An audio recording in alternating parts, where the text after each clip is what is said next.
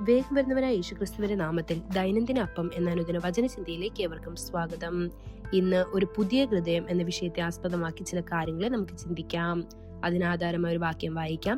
യെഹെസ്കേൽ 36 വാക്യം.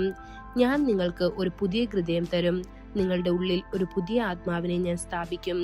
നിങ്ങളുടെ ജഡത്തിൽ നിന്ന് കല്ലായുള്ള ഹൃദയം എടുത്ത് മാംസമായുള്ള ഒരു ഹൃദയം ഞാൻ നിങ്ങൾക്ക് നൽകും. ബൈബിൾ ഒരു പുതിയ ഹൃദയത്തെക്കുറിച്ച് പറയുന്നു. പുതിയ യെരുശലേമിന്റെ മണവാളിനെ കുറിച്ച് നമ്മൾ പാടുന്നു.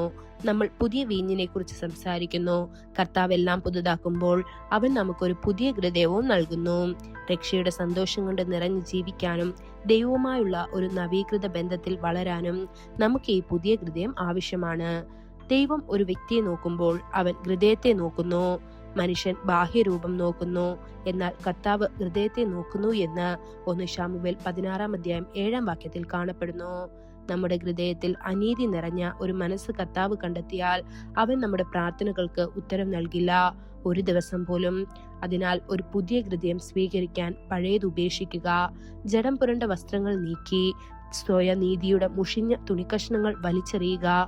കർത്താവെ, എല്ലാം പുതുതാക്കൂ എന്ന് പറഞ്ഞുകൊണ്ട് പുതുക്കിയ ചിന്തകളോടെ ഈ പുതുവർഷത്തിലേക്ക് പ്രവേശിക്കുക. പഴയ നിയമത്തിൽ 2 ദിനവൃത്താന്തങ്ങളിൽ ആസാ രാജാവിനെ കുറിച്ച് നാം വായിക്കുന്നു. അവൻ തന്റെ രാജ്യം മുഴുവൻ ശുദ്ധീകരിക്കാനും നീതീകരിക്കാനും ആഗ്രഹിച്ചു. അതിനാൽ അവൻ അന്യദൈവങ്ങളുടെ ബലിപീഠങ്ങൾ നീക്കം ചെയ്തു, പൂജാഗിരികൾ ഇടിച്ചു, വിഗ്രഹങ്ങൾ തകർത്തു, വിശുദ്ധ അശേര പ്രതിഷ്ഠകൾ വെട്ടിമാറ്റി. യഹൂദയോട് അവരുടെ പിതാക്കന്മാരുടെ ദൈവമായ കർത്താവിനെ അന്വേഷിക്കാനും നിയമവും കൽപ്പനകളും അനുസരിച്ച് പ്രവർത്തിക്കാനും കൽപ്പിച്ചു. ഇത് 2 ദിനവൃത്താന്തം 14 3-4 വാക്യങ്ങളിൽ കാണപ്പെടുന്നു.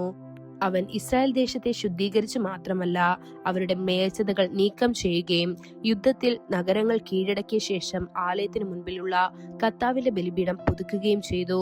ഇത് 2 ദിനവൃത്താന്തം 15 വാക്യത്തിൽ കാണപ്പെടുന്നു. ദൈവം നമ്മുടെ ജീവിതത്തിലെ എല്ലാം പുതുക്കുകയും പുതിയതും മഹത്വപൂർണമായ ഒരു പാതയിലേക്ക് നമ്മെ നയിക്കുകയും ചെയ്യണമെങ്കിൽ നാം അനുസരണത്തോടെ നടക്കുകയും വേണം. നമ്മുടെ ജീവിതത്തിൽ നിന്ന് നീക്കം ചെയ്യേണ്ടതെന്നും ഉറച്ച ദൃഢനിശ്ചയത്തോടെയും സ്ഥിരതയോടെയും നീക്കം ചെയ്യണം. പഴയ പാപകരമായ വഴികളും ലൗകിക സൗഹൃദങ്ങളും ദൈവത്തിന് അപ്രിയകരമായ എന്തും നാം ഉപേക്ഷിച്ചാൽ മാത്രമേ കർത്താവിന് നമ്മുടെ ജീവിതത്തിലേക്ക് കടന്നു വന്ന് എല്ലാം പുതുതാക്കാൻ കഴിയൂ. പഴയത് ഉപേക്ഷിച്ചാൽ മാത്രം പോരാ, ക്രിസ്തുവുമായുള്ള ഒരു പുതിയ ഐക്യത്തിലേക്കും ഒരു പുതിയ തുടക്കത്തിലേക്കും നാം പ്രവേശിക്കണം. ദൈവമക്കളെ, നിങ്ങളുടെ ഹൃദയം ദൈവവചനത്തിന്റെ പുതിയ വിത്തുകളാൽ നിറഞ്ഞിരിക്കണം. അതിനായി ദൈവം നമ്മെ ഓരോരുത്തരെയും സഹായിക്കുമാറാകട്ടെ. കൂടുതൽ ധ്യാനത്തിനുള്ള വാക്യം 1 പത്രോസ് 2 വാക്യം. ഇപ്പോൾ ജനിച്ച ശിശുക്കളെ പോലെ രക്ഷയ്ക്കായി വളരുവാൻ വചനമെന്ന മായമില്ലാത്ത പാൽ കുടിപ്പാൻ വാഞ്ചിപ്പീൻ. ഇന്നത്തെ ബൈബിൾ വായന രാവിലെ പുറപ്പാട് 19-20 വൈകുന്നേരം മത്തായി സുവിശേഷം 18 21 മുതൽ 35 വരെയുള്ള വാക്യങ്ങൾ. ആമേൻ.